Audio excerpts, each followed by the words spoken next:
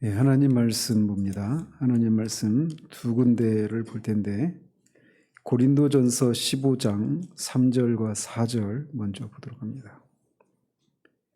고린도전서 15장 3절과 4절 같이 읽겠습니다. 내가 받은 것을 먼저 너희에게 전하였노니 이는 성경대로 그리스도께서 우리 죄를 위하여 죽으시고 장사 지낸 바 되셨다가 성경대로 사흘 만에 다시 살아나사. 그 뒤에 빌립보서로 갑니다. 빌립보서 1장 23절만 읽겠습니다. 빌립보서 1장 23절 같이 읽습니다. 내가 그 둘 사이에 끼었으니 차라리 세상을 떠나서 그리스도와 함께 있는 것이 훨씬 더 좋은 일이라 그렇게 하고 싶으나. 아멘. 지난주에는 37, 8, 9문답을 통해서 그리스도의 고난에 대해서 살펴보기 시작을 했습니다. 그래서 37문답에서는 그리스도의 고난의 일반적인 의미를 살펴보았고 38문답에서는 본디오 빌라도에게 고난을 받으신 것이 어떤 의미가 있는지에 대해서 살폈고 39문답에서는 십자가에서 죽으심이 어떤 특별한 의미가 있는가 이런 것을 살펴보았습니다. 오늘은 사도신경 중에 죽으시고 장사된 지의 이 부분에 대해서 살펴보도록 합니다. 그래서 40문답에서는 죽으시고에 대해서 다루고 있고 41문답에서는 장사되셨고 이 의미를 가르쳐주고 있습니다. 그리고 42문답과 43문답은 주님의 죽으심과 장사되심이 우리에게 주는 유익이 무엇인가를 가르치고 있는데 오늘 시간상 43문답은 다음 주로 미뤄야 될 것 같습니다. 원래 이제 이걸 가르칠 때는 43문답까지 한 주에 가르쳤었는데 제가 시간이 안 될 것 같아요. 자, 그래서 먼저 40문답 같이 한번 읽어보겠습니다. 그리스도께서는 왜 죽으시기까지 낮아지셔야 했습니까? 하나님의 공의와 진리로 인하여 하나님의 아들의 죽음 이외에는 우리의 죄에 대한 보상을 치를 방도가 없었기 때문입니다. 자, 그래서 제 40문답은 예수 그리스도께서 죽음을 당하셔야 할 이유에 대해서 설명하고 있습니다. 우리는 그냥 당연히 예수님이 십자가에 죽으셨다라고 하는 것을 너무나 자연스럽게 받아들이고 있지만 교회사 속에서는 이 예수 그리스도의 죽으심을 왜곡하는 그런 이단들이 있어 왔습니다. 그 중에 마르키온 또는 말시온 이렇게 발음하기도 하는데 이 마르키온이라고 하는 사람이 그리스도께서 참으로 죽으셨다라고 하는 것을 부인한 사람 중에 한 사람이었습니다. 또 말씀이 육체를 입고서 행한 모든 일들이 그리고 또 그리스도께서 우리를 위해서 당하신 모든 일들이 다 상상에 속한 것에 불과하다 이렇게 주장을 했어요. 그리스도께서는 그저 사람의 모양으로 나타나셨을 뿐 참 사람은 아니었다라고 그렇게 주장을 한 인물이 이제 소위 이제 가연설이라고 하는데 이런 인물이 있었단 말이죠. 그렇기 때문에 그리스도께서 진짜 죽으셨다라고 하는 것을 성경이 말하는 것이 뭘 의미하는지를 그리스도의 죽으심이 진짜인가 진짜 죽은 것인가 이것을 분명히 할 필요가 있는 겁니다. 또 3세기에 네스토리우스라고 하는 사람이 있었는데 이 사람은 그리스도의 신성과 인성을 서로 분리시켰던 사람입니다. 그래서 두 인격과 두 본성을 주장했던 사람인데 하나님의 아들이 십자가에 못 박혀 죽으셨다라고 하는 것을 그는 인정하지 않습니다. 그럼 누가 죽었냐? 인간 그리스도만이 그렇게 죽었다 이렇게 주장을 했던 사람입니다. 그러니까 그리스도의 신성과 인성을 분리하고 있는 거죠. 그래서 그는 이렇게 말을 했다고 합니다. 오 유대인이여 기뻐 뛰고 자랑하지 말지니 그대는 하나님이 아니라 사람을 십자가에 못 박은 것이라 이렇게 말을 했어요. 십자가에 죽으신 분은 그리스도이십니다. 참 사람이시면서 참 하나님이신 신인격이신 분이 그렇게 죽으신 거란 말이죠. 그런데 네스토리우스는 하나님의 아들이 죽은 것이 아니라 사람이 죽었다 이렇게 말을 하고 있는 거예요. 자, 그리고 신성 편재론자들이라고 하는 사람들이 있었는데 이 사람들은 그리스도의 성육신의 순간부터 그의 인성이 신성의 모든 속성들을 부여받았다, 이렇게 주장을 합니다. 그러면서 그의 인성과 그리스도의 신격 사이에, 그러니까 그리스도는 원래 하나님의 아들이시니까 신격을 가지신 분이시잖아요. 근데 이 인성을, 하나님의 아들이 인성을 취하셨단 말이에요. 근데 인성을 취할 때 그 인성이 신성에 속한 모든 속성들을 다 부여받았다라는 겁니다. 성육신 때. 우리로서는 받아들일 수 없죠. 근데 그렇게 되어서 그래서 인성과 그리스도의 신격 사이에 차이가 있긴 한데 어떤 차이가 있느냐면 신격은 그냥 그 자체로서 원래 신이시니까 그 자체로서 신성을 가지고 있고 인성은 이렇게 이 신격이 인성을 취하는 그런 우발적인 그런 우연한 이런 것을 인해서 신격을 취하게 된 이런 차이만 있을 뿐 인성이 성육신할 때 인성이 신성의 모든 것을 다 그렇게 받아들이게 되었다, 부여받았다, 이렇게 주장을 합니다. 그래서 어떻게 주장을 하느냐? 그들은 그리스도께서 죽으실 때 또 그가 동정녀의 뱃속에 계실 때에도 그의 신격과 또한 그의 육체가 하늘에 계셨다, 이렇게 주장을 합니다. 그리고 어느 곳에나 계셨다라고 그렇게 상상을 합니다. 그들은 이것이 바로 사도 바울이 빌립보서 2장 6절에서 말씀한 하나님의 본체가 의미하는 것이 그런 것이다, 이렇게 주장을 해요. 그러나 이런 모든, 그러니까 이제 이게 무슨 말이냐면 인성이 성육신 때 취하신 인성이 신성의 모든 것을 부여받았어요. 그 결과 인성도 신성과 같이 되었다라는 겁니다. 다만 차이가 있다라면 신성은 원래부터 그 자체로 신성이었고 인성은 그렇게 성육신 사건이 일어나는 것을 통해 그때 신성과 같은 그런 그 속성을 부여받았다, 이렇게 주장하는 거예요. 그러니까 신성은 어떻습니까? 모든 곳에 있잖아요. 그죠? 근데 인성은 그런 모든 곳에 있을 수가 없지 않습니까? 그런데 그들의 주장에 따르면 예수님이 그 신격으로는 하늘에도 계셨잖아요. 그죠? 그런데 이 육체도 그렇게 있었다, 이렇게 주장하는 거예요. 인성도 신성의 모든 것을 부여받았기 때문에. 그리고 어느 곳에 계셨다, 이렇게 말을 하는 겁니다. 그러니까 결국은 예수님이 십자가에서 죽으셨다라고 하는 것을 이들이 결국은 분리하게 되는 이런 일이 있게 되는 거예요. 이런 주장은. 그래서 이런 모든 잘못된 주장에 반대해서 우리는 사도신경에서 제시하고 있는 그런 내용을 믿습니다. 즉 그리스도는 참으로 죽으셨고 또 그때 그의 영혼과 육체의 분리가 진짜 일어났다. 그래서 그의 영혼과 육체가 함께 어디나 계신 것이 아니었고 영혼과 육체가 동시에 한 곳에 있지 않았다라는 것입니다. 그러니까 신성편재론자들은 어디나 있었다, 이렇게 주장하는데 그렇지 않다라는 겁니다. 그래서 그의 육체가 계신 곳에 그의 영혼이 계시지 않았어요. 죽으시고 나서 육체는 무덤에 계셨지만, 무덤에 있었지만 영혼은 무덤에 있지 않았단 말이죠. 그의 영혼이 계신 곳에 그의 육체가 계시지 않았습니다. 그래서 실제로 사복음서에서 모두 예수님이 영혼이 떠나셨다라고 하는 그런 말을 통해서 육체와 영혼의 분리가 일어났다, 즉 죽으셨다라고 말을 하고 있단 말이죠. 그래서 그리스도께서 실제로 죽으셨는데 하나님은 전능하신 분이시기 때문에 자기 아들을 죽게 하지 않으시고서도 우리를 구원하실 수 있을 것이 아닌가, 이렇게 생각해 볼 수 있어요. 그럼에도 불구하고 하나님은 그의 아들을 죽음에 그렇게 처하도록 조치를 하셨단 말이죠. 그렇다면 그리스도는 왜 죽으셔야만 했는가? 이것에 대해서 이 사시문답에서 두 가지를 얘기를 합니다. 하나님의 공의와 진리로 인해서, 즉 하나님의 공의 때문에 또 하나님의 진리 때문에 하나님의 아들이 그렇게 죽으셔야만 했다, 이렇게 말을 하고 있는 겁니다.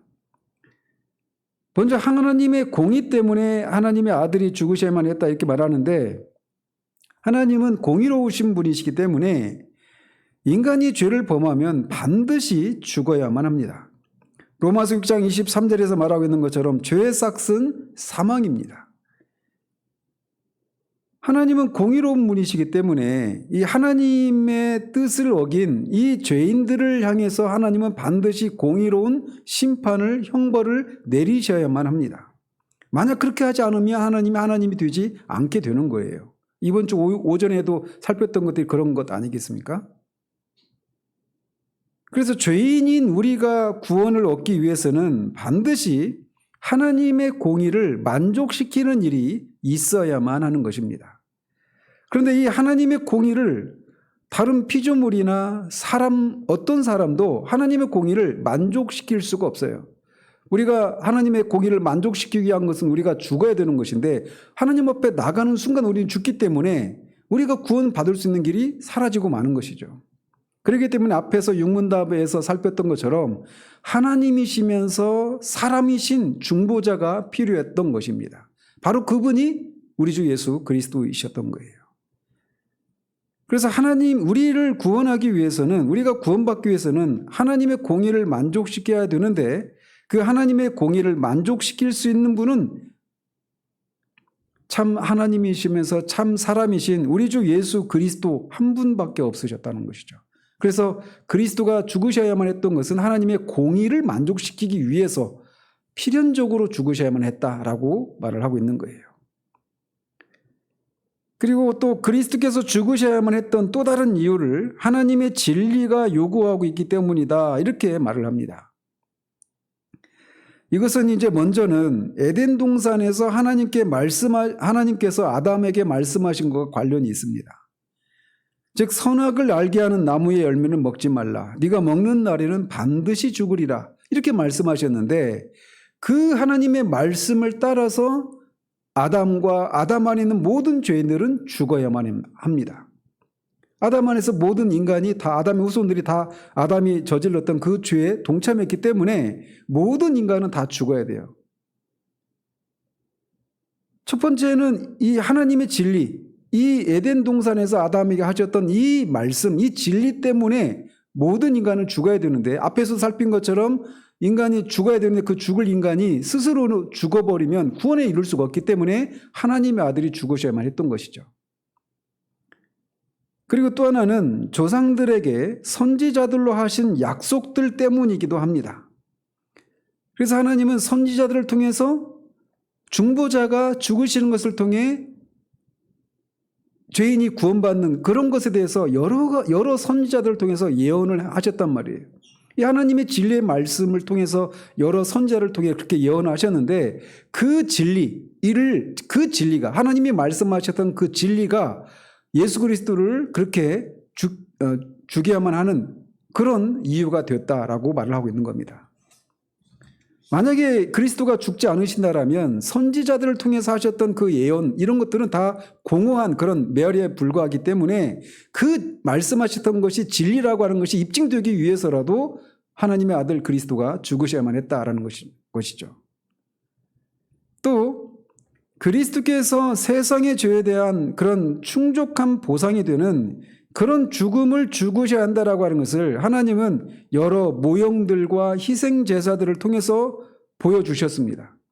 그래서 구약에 있는 여러 가지 모형들, 그 노뱀이랄지 또는 그 유월절의 어린 양의 그 희생 제물을 통해서 그 안에 있는 자들이 또 구원을 받는 이런 것이랄지 구약의 여러 가지 희생 제사들, 이 모든 것들은 다 그렇게 중보자가 오셔서 죄인들을 구원하기 위해서 누군가가 그 중보자가 죽어야 된다라고 하는 것을 보여주는 그런 것이었단 말이에요. 그게 하나님의 말씀이고 그게 진리의 말씀인데 그것들이 실제로 이루어지지 않으면 그게 진리가 안 되게 된단 말이죠. 그래서 그 진리를 인해서 특별히 그런 모형과 희생 제사들 그것 때문에 이 하나님의 아들 그리스도가 죽으셔야만 했다, 이렇게 말할 수가 있습니다. 그리고 마지막으로 진리를 인하여라고 하는 말 속에는 예수 그리스도께서 친히 자신이 죽으셔야만 그렇게 죄인을 구원하실 수 있다라고 하셨던 그 말씀, 그것이 진리라고 하는 것이 입증되기 위해서도 그리스도는 죽으셔야만 했던 것입니다. 하이델베르크 요리문답에서 특별히 추가하고 있는 부분이 바로 이 부분이에요. 하나님의 공의를 만족시키기 위해서 하나님의 아들 그리스도가 죽으셨다. 이게 일반적으로 우리가 받아들이고 있는 건데 하이델베르크 요리문답에서는 진리를 인하여라고 한 이 부분을 첨가시키고 있는 것이 또 하이델베르크 요리문답의 특이점이라고 할 수가 있습니다. 어쨌든 이렇게 하나님의 공의와 진리를 인해서 하나님의 아들 우리 주 예수 그리스도가 죽으셔야만 했던 것입니다. 그 그리스도의 죽음 이외에는 우리를 구원하기 위해서 하나님의 공의가 만족되어야 되는데 그 하나님의 공의를 만족시킬 수 있는 길이 없었기 때문에 그가 필연적으로 죽으셔야만 했던 것입니다. 자, 41문답을 보도록 합니다. 같이 한번 읽습니다. 그는 왜 장사 지낸 바 되셨습니까? 그가 참으로 죽으셨음을 그로써 입증하기 위함이었습니다. 우리 사도신경에서는 매우 짧게 장사된 지 이렇게만 고백하죠. 근데 이게 매우 짧은 구절이지만 말이지만 아무런 의미 없이 들어가는 것이 아닙니다. 사도신경은 십자가에 못 박혀 죽으셨다 이렇게만 말하지 않고 장사된 지라고 하는 이런 말을 집어넣고 있어요. 그리고 이것을 집어넣은 궁극적인 이유는 여기서 말하고 있는 것처럼 우리 주 예수 그리스도께서 참으로 분명히 죽으셨다라고 하는 것을 확실히 나타내기 위함이다라는 것입니다. 그가 참으로 죽으셨음을 입증하기 위함이었습니다. 이렇게 대답을 하고 있어요.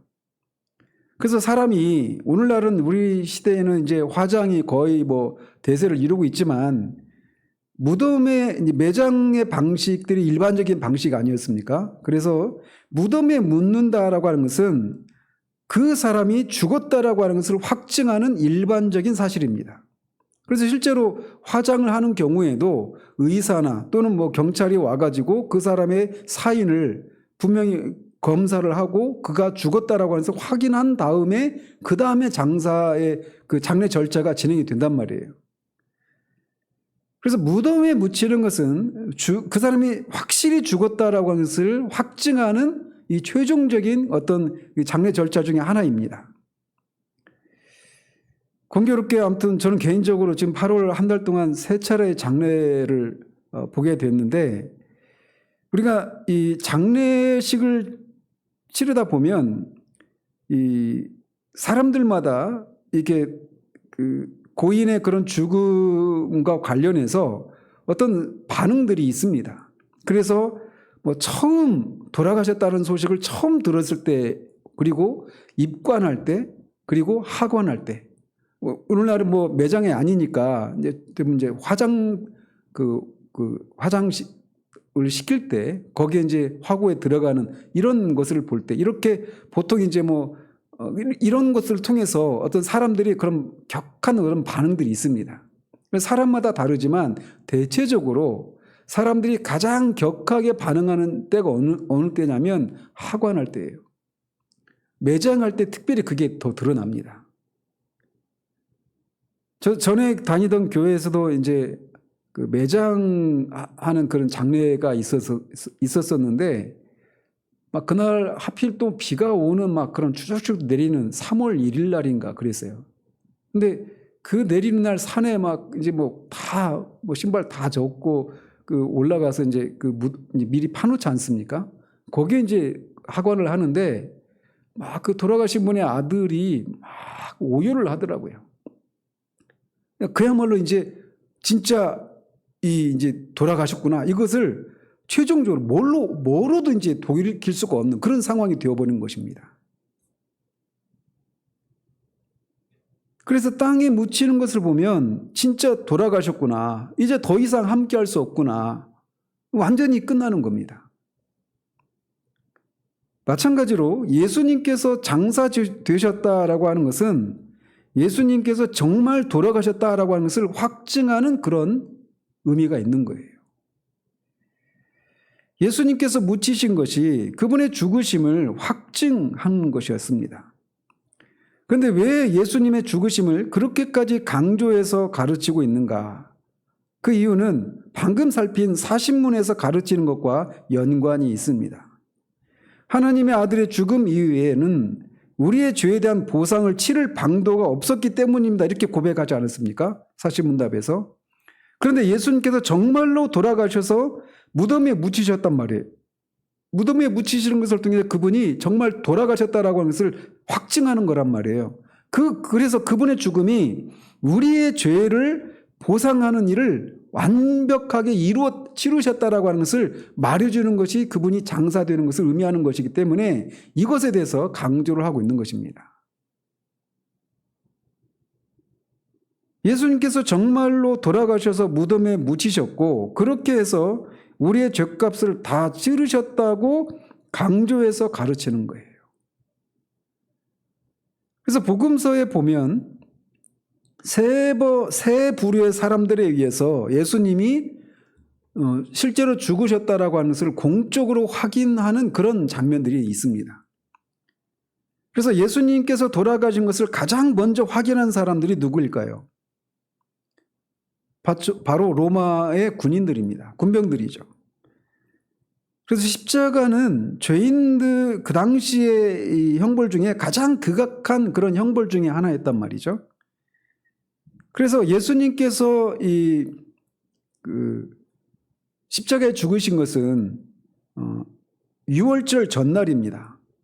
그래서 그들이 6월절이 되기 전에 안식일이 되기 전에 십자가에 달린 자들을 땅에 묻으려고 했어요.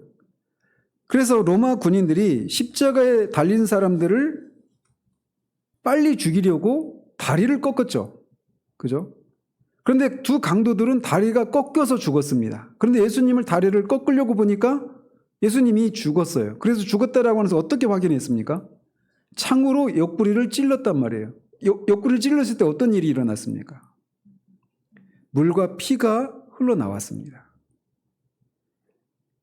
의학 박사인 윌리엄 스트라우드라고 하는 분이 피와 물이 흘러나온 현상을 이렇게 설명을 합니다.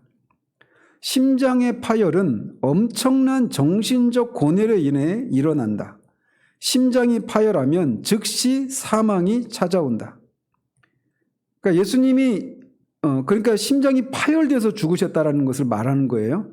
그러면서 하나님으로부터 그런 버림을 받고 영원한 형벌을 저와 여러분들이 영원히 지옥에서 받아야 할 그 형벌을 그 진노를 받으셨기 때문에 그 영혼의 그 고통 때문에 심장이 파열돼서 죽었단 말이죠. 육신적인 원인을 살펴보면. 그 두 강도는 안 죽었잖아요. 예수님도 똑같이 우리와 똑같은 몸을 입었기 때문에 예수님이 그렇게 죽으신 것이 이 이유밖에 없는 거예요. 그래서 심장이 파열돼서 죽었는데 심장이 파열되면 즉시 사망이 찾아온다. 그리고 심낭에는 심장을 돌던 피가 터져 들어간다. 이런 파열 현상이 일어나면 혈액이 분리되어 물과 피로 나뉘어진다. 이 경우에 심낭이 팽창하여 혈청이 물과 피로 분리된 채로 가득 차 있게 된다. 이렇게 말을 해요. 의학적인 설명으로. 그래서 예수님이 옆구리를 찔렀을 때 물과 피가 나왔다는 얘기는 이미 그분이 심장이 터져서 죽으셨다라고 하는 것을 말해준단 말이에요. 따라서 로마 병사가 창으로 옆구리를 찔렀을 때 물과 피가 흘러나왔다라고 하는 것은 그분이 죽었다라고 하는 것을 최초로 확인하는 그런 장면이 되는 겁니다. 왜 이런 얘기를 하느냐면 예수님의 부활을 믿지 않는 사람들이 있기 때문에 그래요. 예수님의 부활을 믿지 않는 사람들은 예수님이 십자가에 달리셨을 때 그 고통이 너무 심해서 기절을 했다가 무덤에 장사되었을 때 그때 살아났다, 깨어났다 이렇게 주장한단 말이에요. 그런데 이 로마 군인들은 사형 집행에 익숙했던 이 로마 군인들이 그런 방식으로 예수님이 실제로 죽으셨다라고 하는 것을 확인해 주고 있단 말이죠. 그리고 예수님의 죽으심이 또 공적으로 확인되는 또 다른 그 장면이 있는데 그것은 빌라도에 의해서입니다.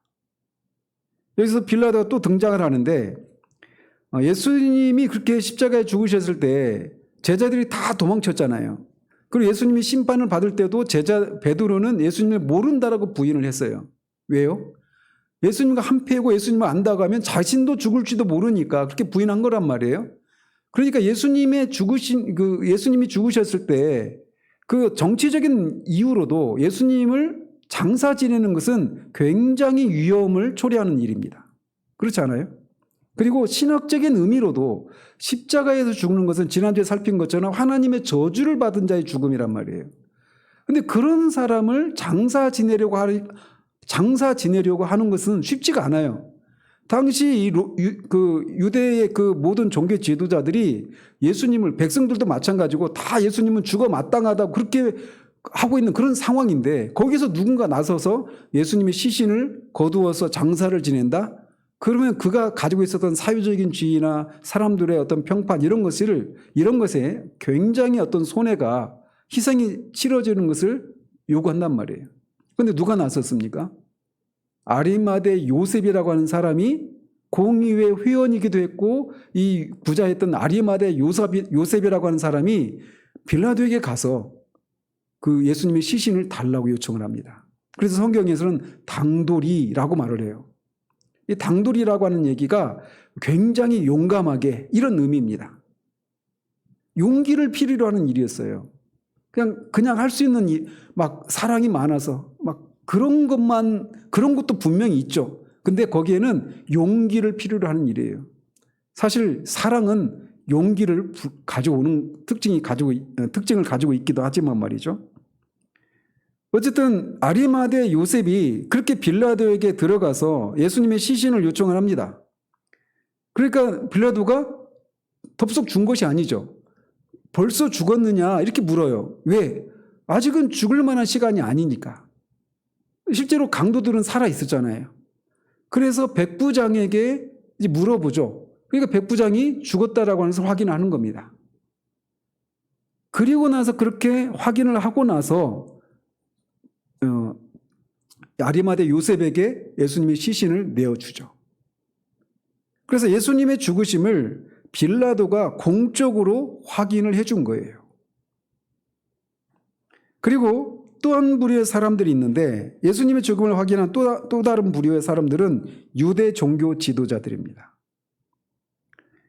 그들은 빌라도를 찾아가서 무덤을 임봉하고 군인이 지키게 하자, 이렇게 하자라고 청을 합니다.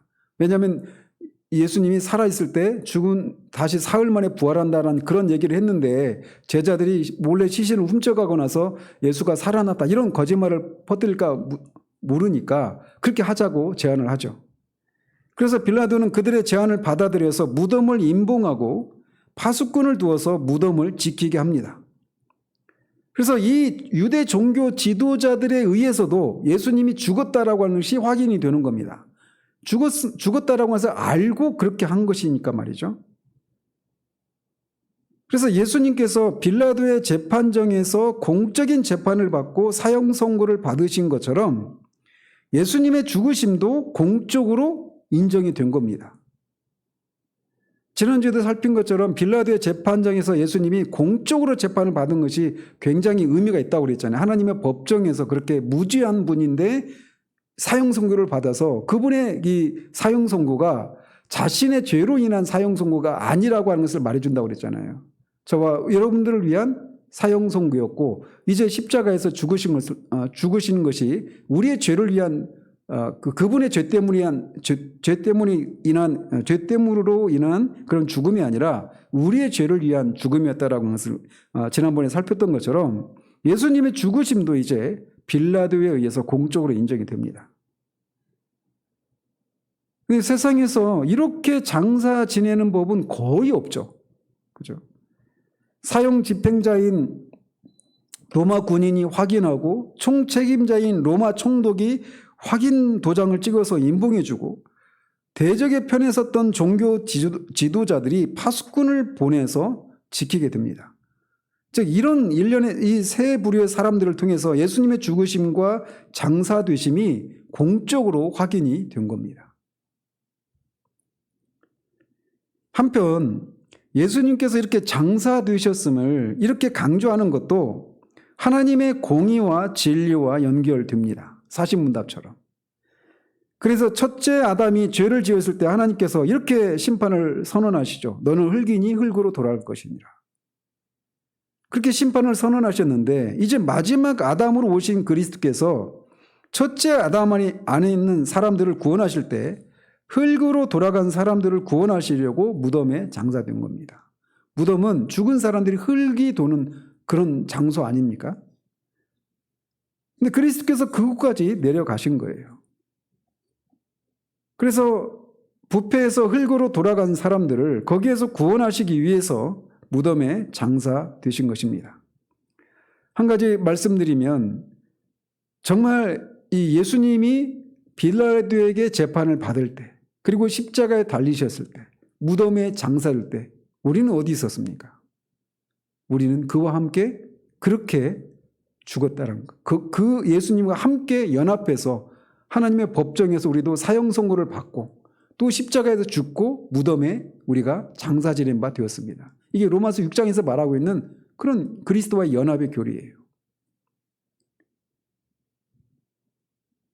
그리고 42문답 한번 같이 보겠습니다. 그리스도께서 우리를 위해 죽으셨다면 왜 우리는 죽음을 당해야 합니까? 우리의 죽음은 우리 죄를 위한 보상이 아니요 죄에 대하여 죽는 것이요 영생에 들어가는 것일 뿐입니다. 첫 번째로 말하고 있는 거. 자, 예수님이 우리의 죄를 위해서 죽으셨다면 우리는 왜 죽어야 되는가? 이것에 대한 답입니다. 첫 번째로 그리스도의 죽음은 죄에 대한 형벌이 아니다. 보상이 아니다라는 겁니다. 그리스도인도 자연인과 같이 그리스도 밖에 있는 믿지 않는 불신자들과 같이 우리도 죽습니다. 그래서 자연인은 하나님과의 관계가 단절된 그런 영적인 죽음뿐만 아니라 육체적인 죽음을 죽게 되는데 불신자들의 죽음은 그 육체적인 죽음은 죄에 대한 형벌로 인한 죽음입니다. 따라서 이브리서 기자는 한 번 죽는 것은 사람에게 정하신 것이요 그 후에는 심판이 있으리니라고 말을 하는 겁니다. 그런데 자연인이 이렇게 죽는 것, 이것은 인간의 문제를 해결해 주는 죽음이 아니라 이 죽음을 통과해서 영원한 죽음을 향해 가는 그런 죽음일 뿐이라는 거죠. 자연인이 죽음의 공포를 벗어나지 못하는 이유 중에 하나가 바로 이것 때문입니다. 죽음으로 끝나는 것이 아니라 이 죽음이 영원한 죽음으로 이어지는 그 통과하는 그런 것이기 때문에 말할 수 없는 공포를 느끼게 되는 거죠. 느끼게 되는 겁니다.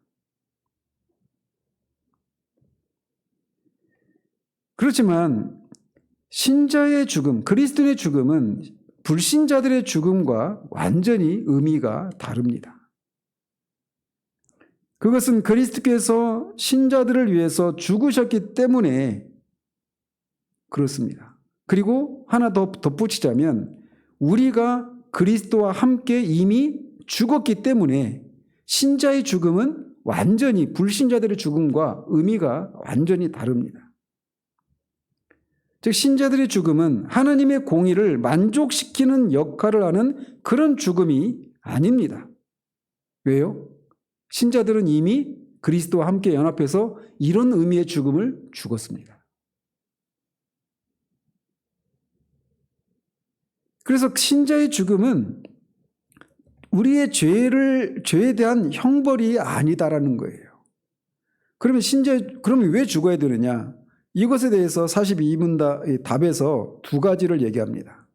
죄에 대하여 죽는 것이고 영생에 들어가는 것일 뿐이다. 이렇게 대답을 합니다. 먼저 신자의 죽음의 유익을 죄에 대해 죽는 것이다. 이렇게 말을 합니다. 이건 다른 말로 죄에 대한 그런 죄를 짓지 않게 되는 죄를 짓는 것을 그치는 것을 의미하는 것이기도 하죠. 그런데 우리가 그리스도인이 로마서 6장 2절에 보면 뭐라고 말을 하냐면 죄에 대하여 죽은 우리라고 말합니다. 신자들은 언제 죄에 대해서 죽은 사람들입니까? 그렇죠. 그리스도와 함께 우리가 연합해서 우리가 믿을 때 그리스도와의 그 연합을 통해서 우리가 죄에 대해서 죽은 겁니다. 예수님이 죄에 대해서 죽으실 때 우리도 그와 함께 죄에 대해서 죽었어요. 그게 그리스도인의 신분입니다. 이 문제에 대해서는 43문답에서 조금 더 구체적으로 말씀을 살펴볼 거니까 그때 가서 살펴보도록 하는데, 어쨌든 신자들은 신분상으로는 이미 죄에 대해서 죽은 사람들이에요. 이것을 믿을 때 우리가 죄를 이기는 삶이 가능합니다. 이거를 믿지 못하면 내가 여전히 죄를 짓고 있는데 어떻게 내가 죄에 대해서 죽었다라고 말할 수 있느냐, 이렇게 생각하고 있는 한 우리는 절대로 죄를 이길 수가 없습니다. 그런데 성경은 분명히 우리가 그리스도와 연합해서 그리스도와 합하여서 그와 함께 죽었고 장사 지낸 바 되었고 그와 함께 하나님을 향해서 살았다라고 말을 합니다. 그래서 죽었다 살았다라고 말할 때, 그리스도와 합하여서 죽고 살았다라고 말할 때 그 죽고 살고의 그 문제, 그 시제가 부정과거 시제로 얘기하고 있어요. 그러니까 이미 단회적으로 일어난 일이라는 겁니다. 그리스도가 그렇게 그리스도에게 일어난 일이 이미 우리에게 일어난 일이고 지금 현재적으로 그것이 지속적으로 영향을 끼치고 있다, 이렇게 말을 하고 있단 말이에요.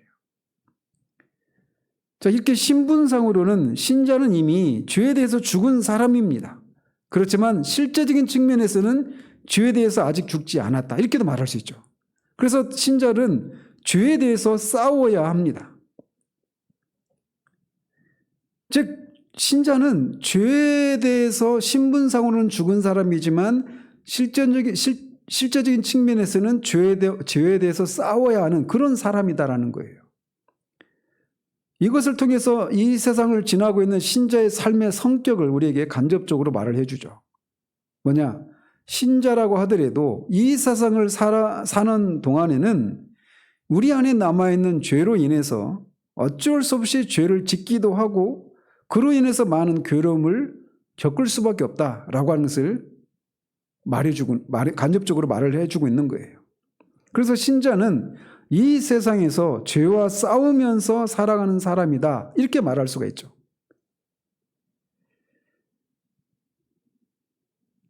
그래서 이렇게 죄에 대해서 싸울 때 우리가 어떻게 죄에 대해서 이기느냐, 이건 이제 다음 주에 살펴보겠지만, 먼저는 우리가 그리스도와 합하여서 죄에 대해서 죽었고 하나님을 향해서 살았다라고 하는 것을 믿는 믿음에 기반해서 우리가 새 생명 가운데 거할 때, 새 생명을 따라 살 때, 성령의 능력을 힘입어 살 때 죄에 대해서 싸우는 것에 대해서 우리가 이길 수가 있습니다. 죄를 이기는 유일한 원천은 거기에서 나오는 거예요. 우리의 의지로 죄를 이길 수가 없습니다. 로마서 7장이 이제 우리에게 그것을 말해주고 있죠. 자, 그러면서 그렇기 때문에 우리가 죄에 대해서 죽었지만 여전히 남아있는 죄로 인해서 죄에 대해서 싸우는 이런 삶을 살아야 되는데, 이 죄에 대해서 싸우는 일은 끝나지가 않아요. 언제까지? 우리가 죽을 때까지. 그렇지만 우리가 죽으면 이제 죄와 씨름하는 일이 끝이 납니다. 죄에 대해서 실제적으로 죽기 때문에 그래요. 죄에 대해서 죽는다. 뭐에 대해서 죽는다. 이 뭐에 대해서 죽는다라는 얘기는 그 대상에 대해서 우리가 어떤 반응도 할 수 없는 것을 말하는 겁니다. 그러니까 죄에 대해서 죽었다는 얘기는 우리가 죄에 대해서 어떤 반응도 할 수 없는 그런 상태를 말하는 거예요. 사람이 죽었다라고 하는 것도 환경에 반응할 수 없는 상태를 죽었다라고 말을 하는 겁니다. 뭐 찌르고 꼬집고 해도 반응할 수 없습니다. 그게 죽은 거예요.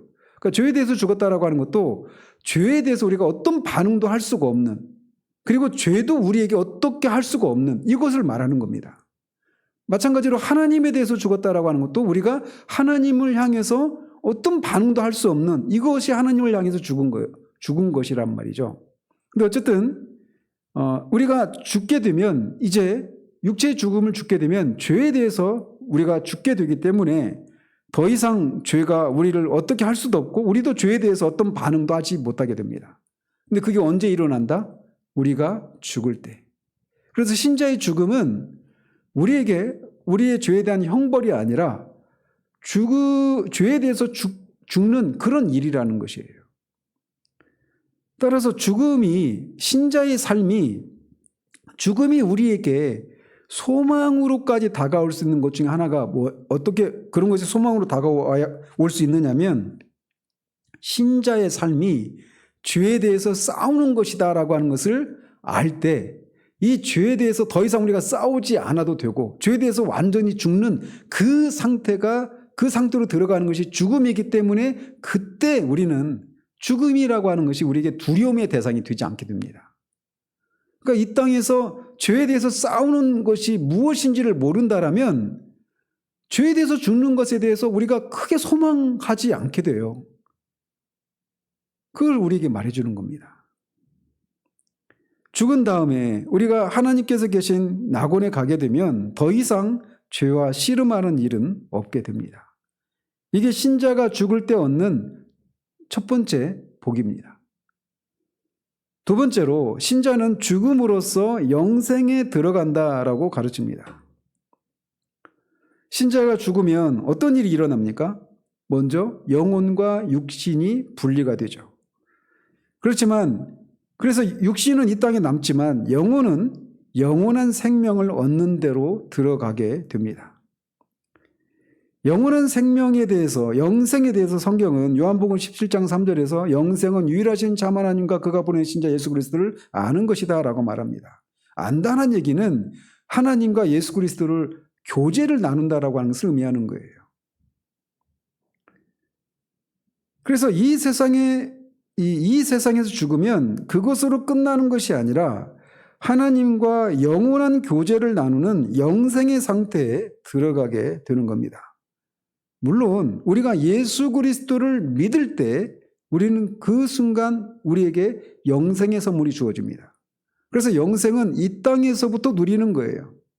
단적인 예가 요한복음 5장 13절에서 이 요한일서 5장 13절에서 사도가 이 편지를 쓴 목적에 대해서 설명하잖아요. 너희 안에 영생이 있다라고 해서 알게 하기 위해서 이걸 썼다. 이렇게 얘기하고 있어요.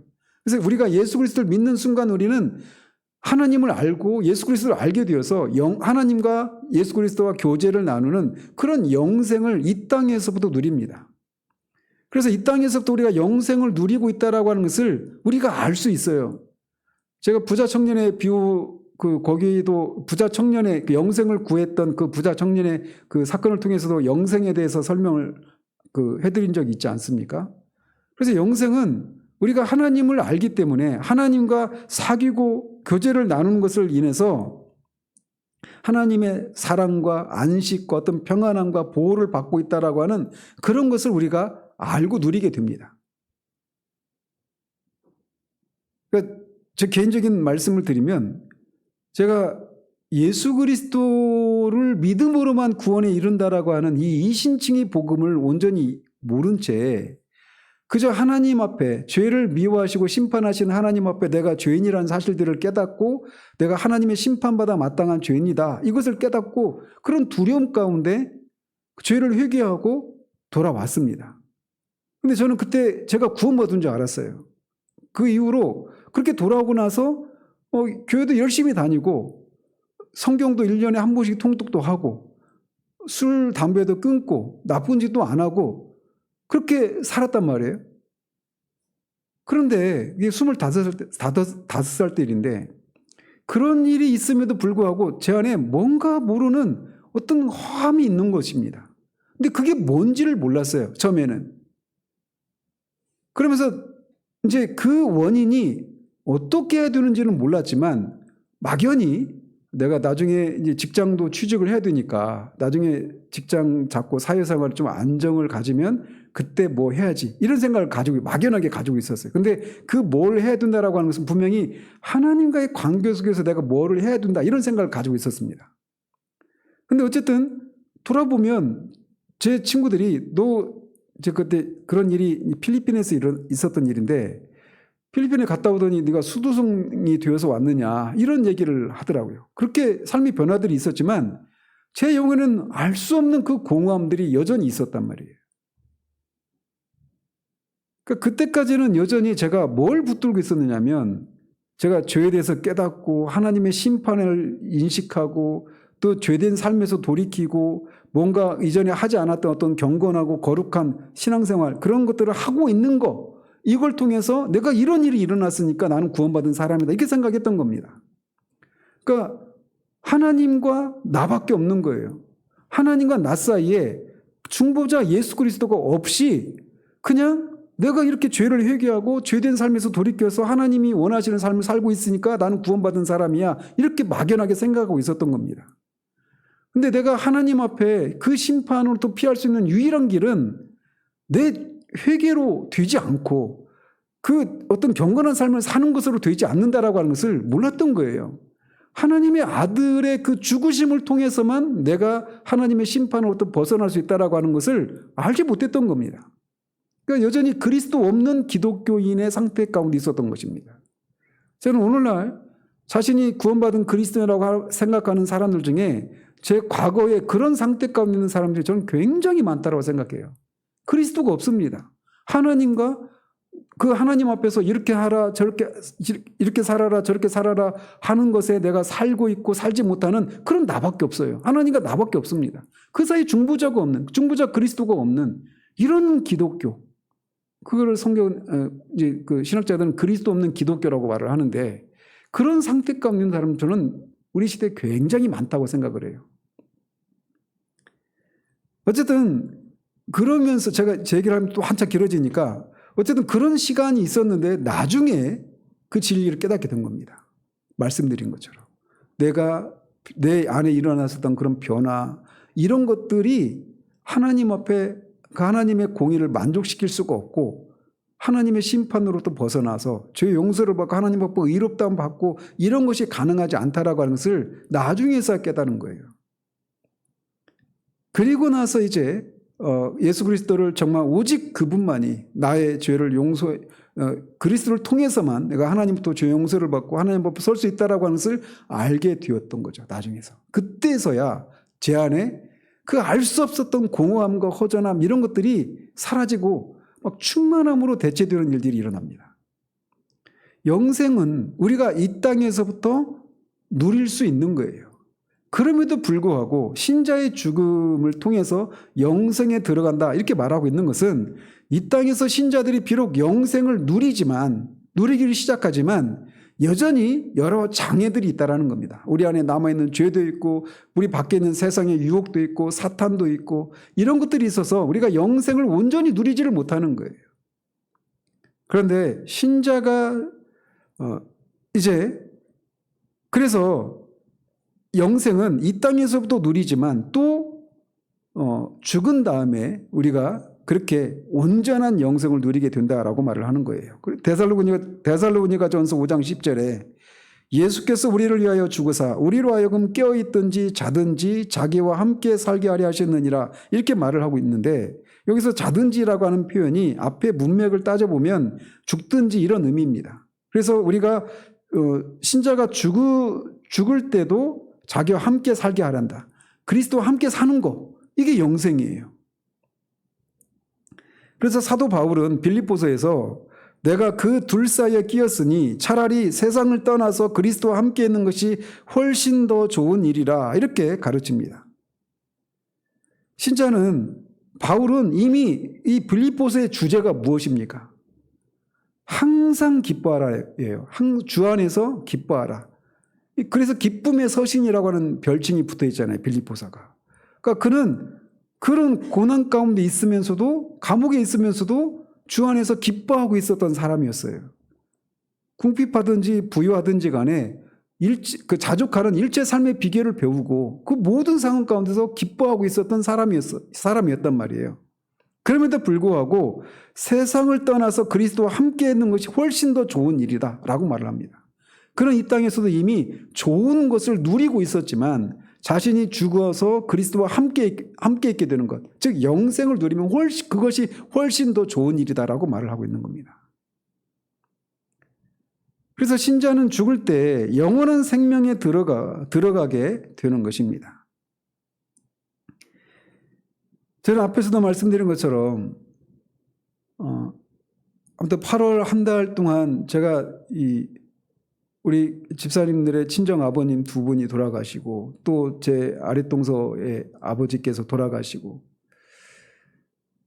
이런 그런 걸 생각하면서 또 엊그저께도 이렇게 설교하면서도 그런 생각을 계속 합니다.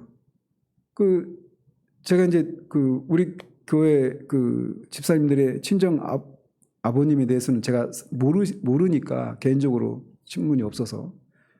근데 이제 제가 아는 장로님을 생각하는 거예요.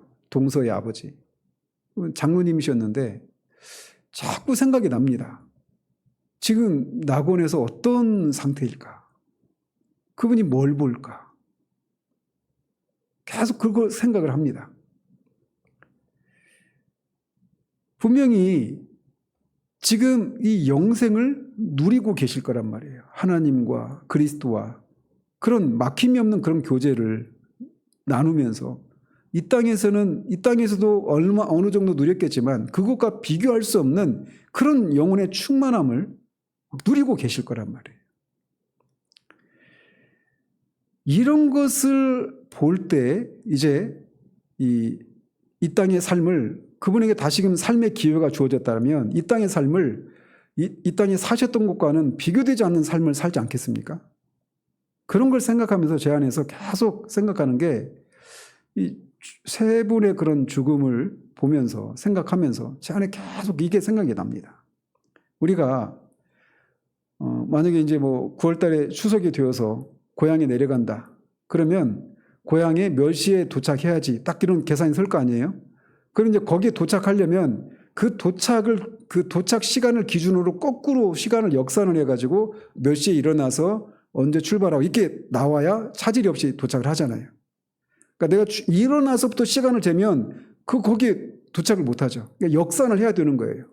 그런 것처럼 신자가 궁극적으로 우리의 삶이라고 하는 게 하나님 아버지가 계신 그 본향을 향한 그런 순례의 길이라고 하는 것을 생각할 때 우리의 삶을 역산을 해서 우리의 삶을 살아야 된다라는 것입니다. 이거를 요즘 계속 생각해요. 우리가 결국은 하나님 앞에 예수님 앞에 서게 될 것인데 그때 그 영광스러움을 생각하고 그분의 앞에 우리가 살아온 삶을 모두 회개하는 이런 것을 역산을 해서 이 땅에서 우리가 하루를 어떻게 살아야 되는가 이거를 그렇게 살아야 된다라고 하는 것을 생각하면서 요즘 이렇게 지나가고 있어요.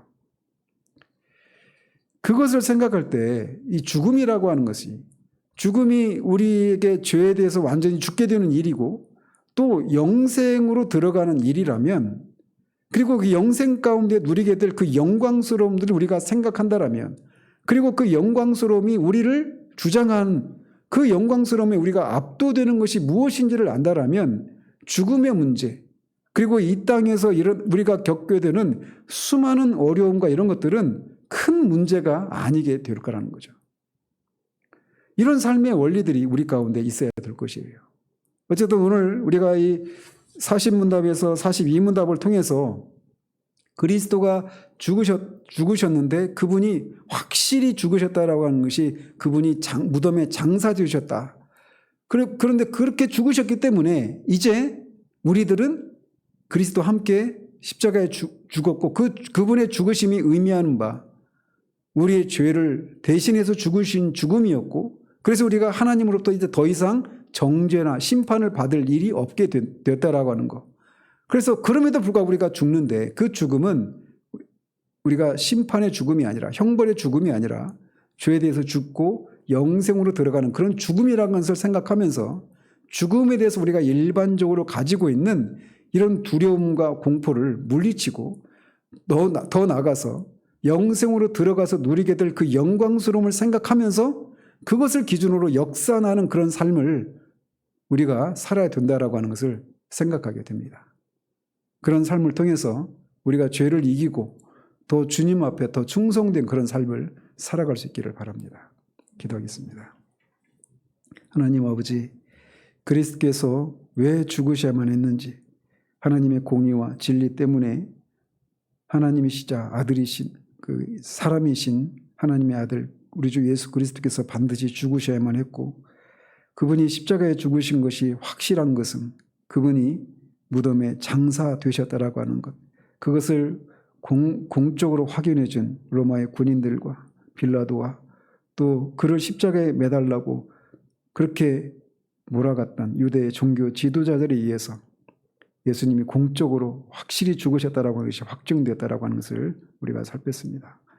예수님이 그렇게 분명히 십자가에서 죽으셨기 때문에 우리가 그분의 죽음이 우리의 죄를 위한 죽음이었고 그 죽음을 하나님이 받으셨다라고 하는 표로 그가 부활하시는 것을 통해 이제 우리가 하나님 앞에 더 이상 정죄 심판을 받고 또 죄에 대한 형벌로 죽는 그런 일은 일어나지 않는다라고 하는 것을 우리가 살펴보았습니다. 그럼에도 불구하고 우리가 육체의 죽음을 죽는 것은 죄에 대한 형벌이 아니라 우리가 죄에 대해서 죽고 영생으로 들어가는 것임을 알고 그 영생을 누리며 살게 되는 그 삶의 영광스러움을 기준으로 역산해서 우리의 이 땅의 삶을 살아가는 그런 우리들 될 수 있도록 도우시기를 원합니다. 예수 그리스도의 이름으로 기도합니다. 아멘.